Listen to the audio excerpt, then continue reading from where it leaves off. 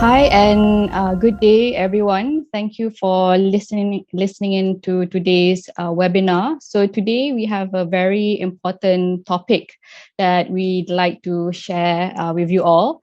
And before that, I just like to introduce myself. I'm Hanani. I'm a health coach and a health psychologist at Naluri.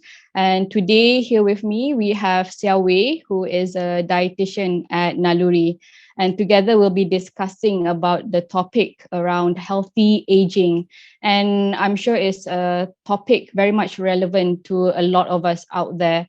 And when we age, there are various factors that come into play that affects our health and well-being, our energy, our vitality, and so on. So how then can we cultivate or promote healthy aging within our own homes and among our own society or family members even? So I just like to get started with sharing about the definition of what is healthy aging. And sometimes we can see healthy aging being used interchangeably with successful aging or active aging. So according to the World Health Organization, healthy aging is the process of developing and maintaining functional ability that enables well-being in older age. So what this means is that you are able to do what you wanted to do, or you are able to meet your basic needs. You are able to be mobile and move freely and actively, and also you are able to connect with your community or build that social connection around your social circle, and also to give back to the society with what you can do.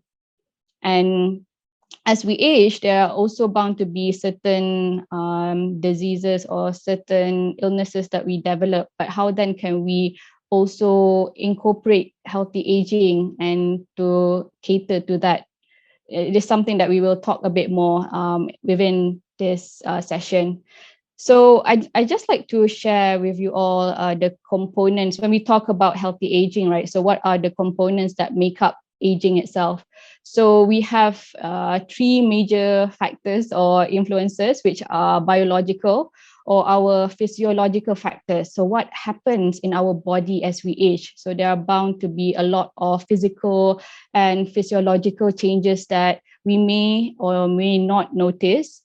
And what are the psychological factors that happens as we age? What are the mental health factors that we should take into consideration? And how can we achieve a positive attitude or a positive mindset towards healthy aging and the concept of aging itself?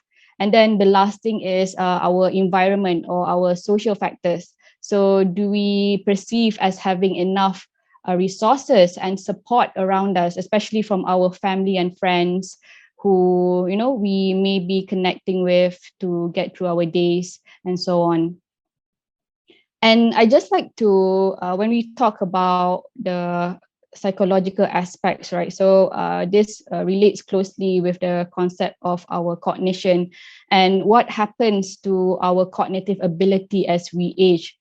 So there are several factors or several changes that you may notice within yourself as you start to be in this golden age, to be in this stage.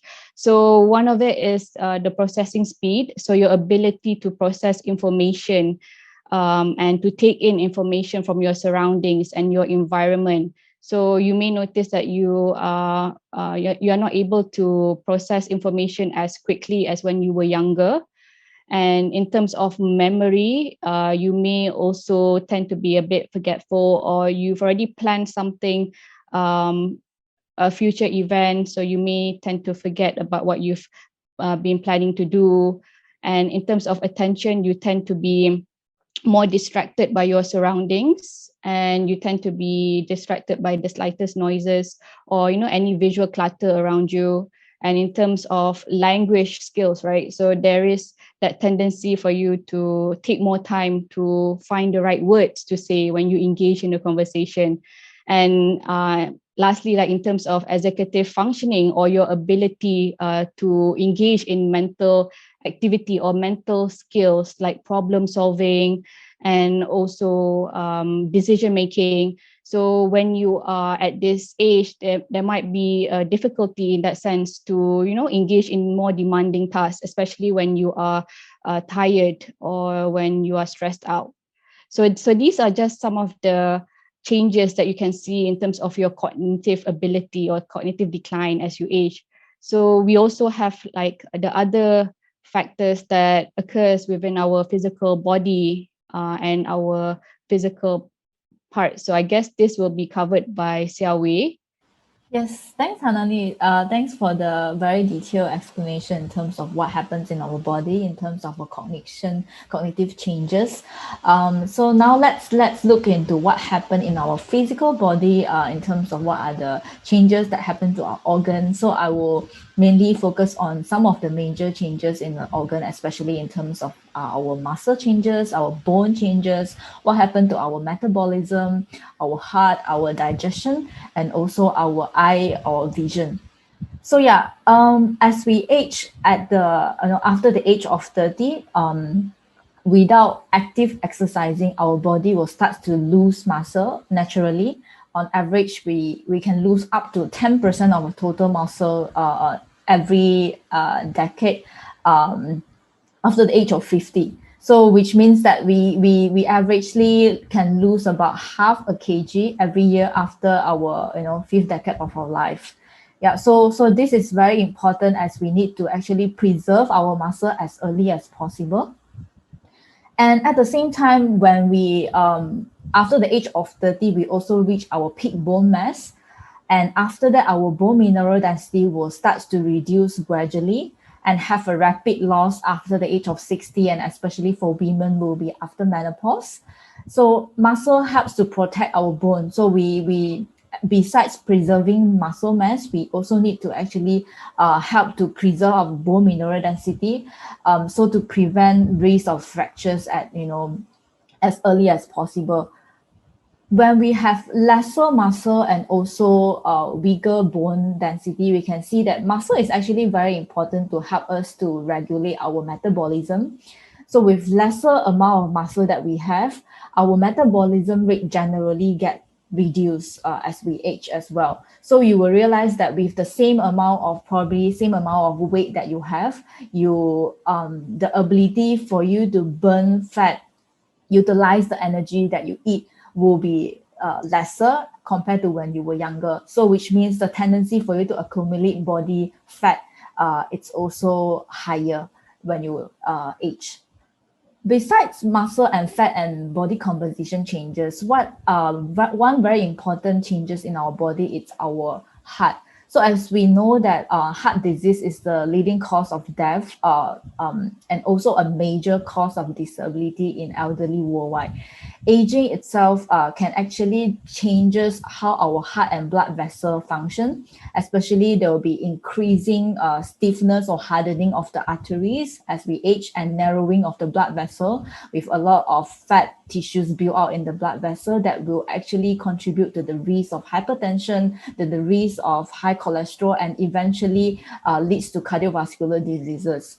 So we see that people with age more than 65 years old are more likely to actually suffer from cardiovascular disease such as heart attack or strokes than younger people.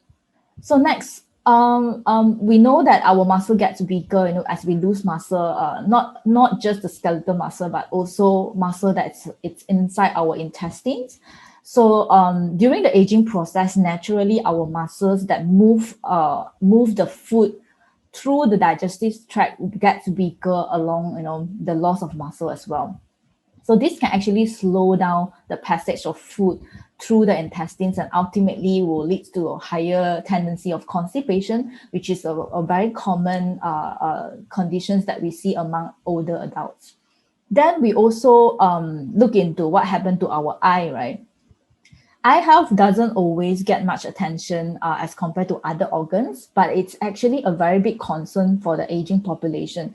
Even with the normal aging process, it can bring on changes and on impact of our eyesight. On top of that, the change of developing conditions and diseases such as like, cataracts and especially age-related macular degeneration, we call AMD. It increased with age, and in fact, AMD is actually a leading cause of blindness, and it can't be cured, or it's not reversible, but it's totally preventable with lifestyle approach. So later we will go more in depth into what are the strategies and in terms of dietary approach that we can handle to go about how we want to reverse or slow down aging process. So now let's pass this to Hanani to further explain what are the coping strategies in terms of our cognitive function. Thank you, Seow Wei, for that. So I guess like relating back to this topic of healthy aging, and how do we cultivate that? How do we promote healthy aging within our own homes or within our own daily routines? Especially now is the time where you just probably have reached that retirement stage, and you are readjusting to this new phase of your life after retirement. So there is that sense of readjustment that's needed. But at the same time, there are ways that you can cope, and there are strategies and activities that you can do to promote that sense of health and well-being even at this age. So I like to share this one research study that was done on the power of perception. So there is a research study that looks into the link between self-perception of aging and also longevity. And they found that seniors who held a more positive view about the aging process, they lived 7.5 years longer than people who negatively perceived aging. So imagine how powerful is your mindset is towards the concept of aging itself.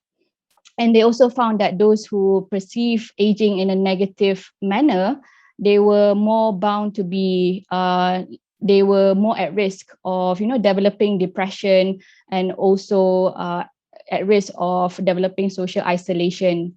So how interesting it is to see how our minds can work to our advantage at times, right? So there is a study by Dan Buettner and his team. So he is a National Geographic journalist, and he studied about the blue zones around the world. So these blue zones refer to where people have lived the longest. So where people lived above 100 years and older. And he wanted to find out, okay, what were the key secrets or the key things that makes them able to live longer compared to the rest of the world. And he found several common characteristics. And one of these is that people in these locations, they had fewer chronic illnesses, they had a higher level of energy and vitality, and also they reported, lower rates of dementia compared to the rest of the world. And what they also found that in terms of their lifestyles, right? So in terms of their lifestyle, they engage in, diet, and there is this concept where they ate up only until their belly were 80% full, and they engage in light activity and physical movements.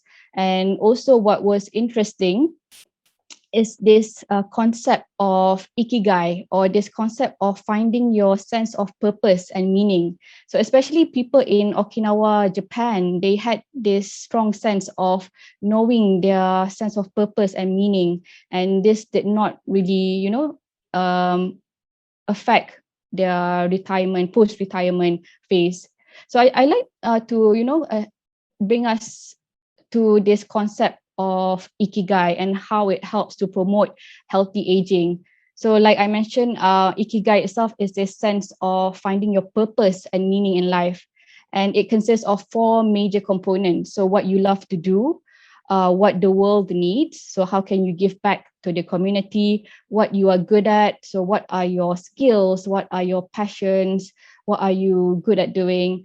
And what you can be paid for. So things like your profession and so on. And they found that this sense of Ikigai, or this reason to get up in the morning, was what drives these people in Okinawa and Japan to really flourish when they are at this stage of life. And okay, so now we've known the concept of Ikigai, but how can we incorporate it within our daily routines, and what can we take away, right? from this. So one of the things that relates really well and really closely with this concept of Ikigai is engaging in something meaningful. So engage in a meaningful activity that brings joy to you.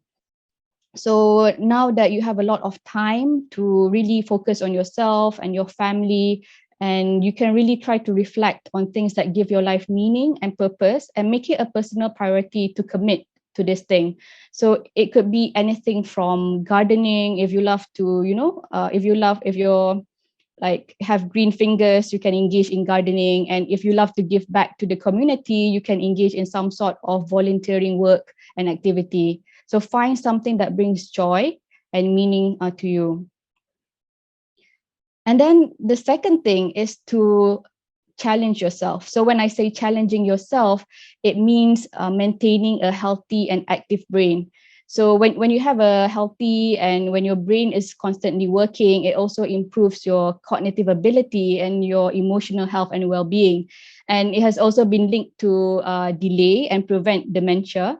So if you can keep your brain active, so the neurons can keep on, reconnecting. And how you do this, you can engage in some sort of mental activity like solving puzzles or engaging in a game with your grandchild, or you can also learn a new skill, right? So these are the things that you can do in your free time just to promote that sense of well-being, especially to increase your memory at this stage. And then the next thing, right, is to stay connected. I think this is quite an important thing, especially when you are at this golden age, and try to look for opportunities to reconnect with old friends or make new ones.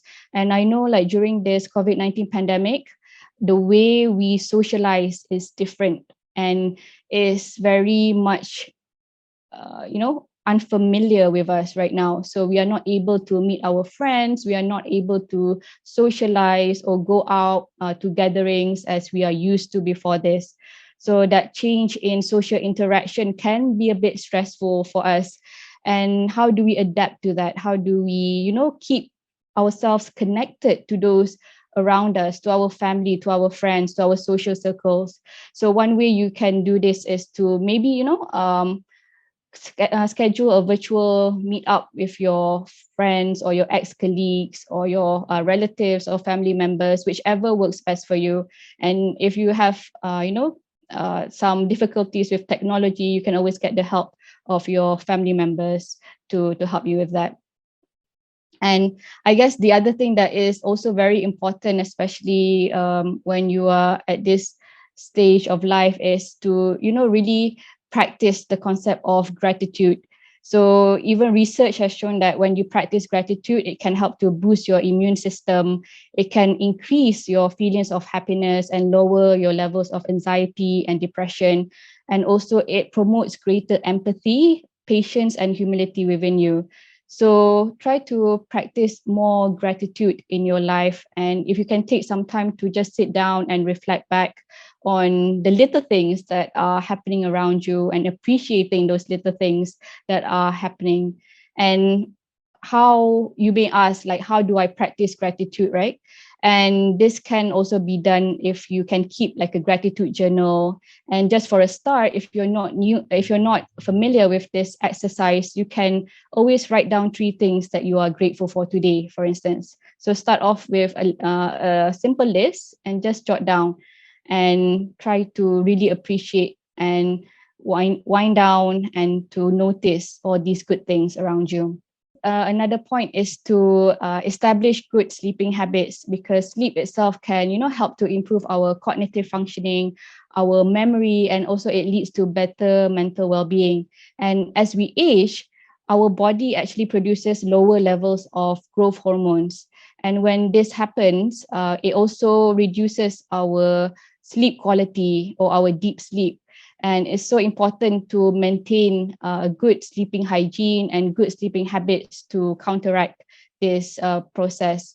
So what you can do is to stick to a regular sleeping schedule. So sleep at the same time, wake up at the same time, and also you can also take shorter naps during the day. and also have a conducive and quiet, and comfortable environment to sleep in. So these are just some of the things that you can practice to establish good sleeping habits. And the other thing is staying physically active. So this is very, very important, even though you are already at this age and there may be some limitations to your physical ability or your physical mobility, but do stay active in whatever ways that you can. And there are several exercises that you can do that can benefit you in the long run. So among these exercises that you can do are like endurance exercises, so like brisk walking or dancing, and this can actually improve your heart health, your lungs, and your circulatory system. And in terms of strength exercises, this can also help to increase your muscle strength. And in terms of doing balance exercises, so if you can stand on one foot, and this can also help prevent against falls, which is a common risk for people in the elderly stage. And then in terms of flexibility and stretching exercises like yoga or tai chi, this can also help improve your freedom of movement and helps improve your mobility. So these are some of the strategies that you can incorporate within your day-to-day routine, and something that you can start off doing to promote that sense of healthy aging and that sense of health and well-being. And I guess we would also want to know how diet can also be incorporated. What can we eat? What kind of things should we look out for? And I guess I will pass this on to Seow Wei to talk a bit more on what kind of diet is suitable for you. Great, thanks, Hanani. So let's look into specifically what types of diet, how is the dietary pattern that actually can promote healthy aging, or we would say reverse aging. So a lot of people is very interested in this area. So let's look back into like the Okinawa people that Hanani mentioned just now. So we look into the Okinawa traditional Okinawa diet. They actually eat a very nutritious and mostly plant-based food, especially focusing on a lot of vegetables. They take 7 servings of vegetables a day with a moderate amount of protein from legumes. So they take a lot of soybean products like tofu, natto, edamame, and they also take a lot of omega-3 rich fish about several times a week. And their diet is generally very low in saturated fats, so there is very minimal fat in their diet. And overall, you can see that all these foods actually provide a rich supply of antioxidants that we know it's helpful for anti-aging, and also a lot of potent anti-inflammatory properties that is good for heart health. At the same time, all these nutrients will possibly actually promote longer lifespan. And if you look into the overall trend of healthy eating, healthy aging, kind of trends around the world, that we look into people who live longer, what are the eating habits, apart from Okinawa, we can see a very common trait in which we see that they all have a very low calorie but very nutrient dense diet. So why is it low calorie and nutrient dense? Is because, as you know just now, as I mentioned about, loss of muscle mass and, reduced metabolic rate when you age. So our body generally burn lesser calories, while at rest when we, as we grow older. So when we only have that lesser ability to burn calories, we need to make use of that precious calories that we take in a day to take in nutrient dense food to actually help to support the rest of the organs that it is in our body. So this is well, like illustrated, how Okinawa people actually do this to make use of the nutrients that they take every day. So how do we actually do this by having low calorie and nutrient dense diet, right? The first thing first, that we think about our day-to-day diet. The source of our energy, first thing first, is coming from carbohydrates. So how do we actually choose better type of carbohydrate? It's very important. Instead of the general refined carbohydrate that most of the modern society nowadays, we rely on refined carbohydrate, especially refined grains like product is made from flour or refined white rice or bread, or why not we look into more less processed food, processed grain, specifically what we call whole grain, that the fiber is intact, the nutrients are still there. For example, brown rice, black rice, oats, whole corn, quinoa, buckwheat, millet, barley. So these are all the nutrient-rich whole grain that supplies a lot of nutrients with the similar amount of calories compared to white rice, right? So it's more nutrient dense and high in fiber. At the same time, you can also go for more tubers like roots. So like how Okinawa people actually like to take a lot of sweet potato. Sweet potato is one of their staples, so they take different types of sweet potato and yam apart from grains. So these are the actually a top choice of carbohydrate sources when we grow older. So besides, we can see that there is a lot of vegetables in a healthy aging diet. So what vegetables help us in our body? There are so many benefits. First thing first is the fiber. We know that fiber help us to regulate better heart functioning, regulate our blood sugar level, promote our better gut health.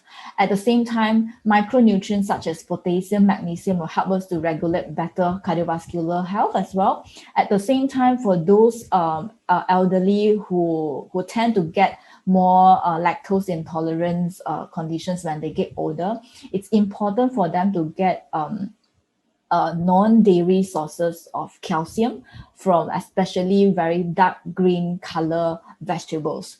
So when we think about calcium, we always think about milk, but don't forget about your green veggie as well. Green veggie also supplies a lot of calcium.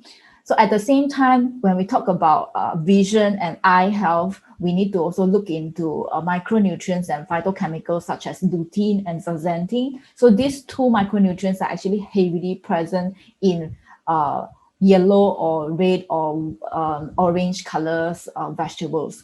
So have a different colors of vegetables every day. It's very important as part of the healthy aging process. So we always emphasize on having 5 colors a day. So as many colors as possible, but minimally try to have at least 3 servings of vegetables, being one serving being at least a fist size of veggie. Or if you look into measurement, it will be like a 1 cup of raw veggie or half cup of cooked veggie as 1 serving. So talking about heart health, we always need to ensure that we choose the right types of fat to ensure better heart health, better cholesterol level, hypertension to reduce the overall risk. So unhealthy fats such as saturated fats and trans fat are mainly present in a lot of animal fats products such as butter, cream, animal fats, and also trans fat also present in fast food and also highly processed food. And some of the plant-based fats such as coconut milk are also heavily present with saturated fat, which we need to actually pay attention. So these are the not so ideal fats that best to be reduced or minimized in consumption to promote long-term heart health. So we want to focus more on healthy fats that will promote better heart health in the long run. So what are the healthy fats that we can see? Most of the healthy fats we can also take from healthy, good quality proteins. So when we talk about proteins, we know that we need to preserve muscle, and having adequate protein is very important to preserve muscle. But having sufficient amount is not enough. We have to look into the quality of protein. So what is considered a good quality protein is actually protein that is coming from mostly plant sources. I would say plant sources such as all types of legumes, like soybean. It's an excellent source of plant proteins that you can have in a variety of forms. For example, in tofu, in tempeh, and also in bean curd, edamame. So and besides that, go for marine protein, especially omega-3 rich protein from fish. And this omega-3 will actually promote not just for heart health, but it helps us to improve our vision, to prevent the risk of getting AMD when we get older. At the same time, we know that omega-3, it's actually anti-inflammatory properties that help us to also promote overall long-term health by prevent the risk of cancer. And at the same time, when we look into quality proteins, we can also get quality calciums from protein sources like dairy products. So go for lean, low-fat dairy products such as skim milk, low-fat milk, low-fat yogurt, compared to full cream milk, because we want the quality protein and calcium, but we do not want the saturated fat from there. So choosing protein wisely is important to actually help us to have a lot of benefit for healthy aging. So coming next, we look into how we can actually promote better bowel movement or better gut health when we grow older. As we know that having a better gut, it actually determines the overall health, and by enhancing our immune system, by enhancing our overall risk of tendency for us to prevent risk of overall disease as well. So if you look at gut health itself, what are the main three components that actually help us to promote better gut health? Number one will be having adequate fiber. As I mentioned just now, all the plant-based proteins, legumes, tubers, grains are all excellent source of fiber that help us to preserve our promote our better gut health. Secondly, we need enough hydration, enough fluid. So when you already have the fiber to form the bulk of your feces in your gut, you need that water to soften the stool, to make it to form a very healthy stool. Then after that, you need the number three, the third component, which is body movement. You need a movement to move down your stool. So all the three components here will help you to promote better gut health in terms of having a smooth bowel movement to prevent constipation when you get older.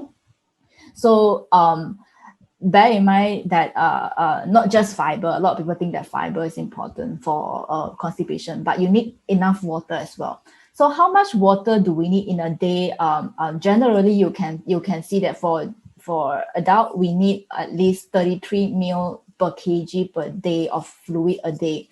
So which means if you try to calculate, you can see that if let's say you are a 60 kg person, multiply by 33, you'll get about 2 liters of water a day. But if your weight is different, then your fluid requirement might be different. So how water help us generally, it does wonders by support our basic detoxification, promote detoxification in terms of the liver, kidneys, colon. So to actually help us to actually promote better skin health as well, which we know that skin health is something that we actually look into in terms of healthy aging, reverse aging, and promote optimal kidney function. So kidney is like a very big filter. So without water, it can't actually perform its normal function. And of course, promote gut health, as I mentioned just now. So water is very important to actually, make sure that everything can just run smoothly inside your physical body. But at the same time, as we grow older, our sense of thirst might decrease. So you can see that a lot of elderly people, they don't feel thirsty, but it's important to actually make conscious effort to drink water, although you don't feel thirsty, right? So putting all the concepts all in together in a daily meal, it's still important to actually balance everything, to balance your plate. So how do you actually have a balanced meal at the same time promote healthy aging? It's important to actually have a lot of vegetables, different colorful vegetables, to make up majority portion of your plate. At the same time, have a feast size of quality carbohydrate sources coming from whole grains or tubers. And at the same time, have quality proteins coming from fish or tofu or lean meat. Best to be prepared with minimal fat. At the same time, don't forget your fruits as well as important source of fiber to pair with the entire main meal. So this will make up a very balanced plate to practice as a day-to-day practice as early as possible to promote healthy aging and to age gracefully when you get older.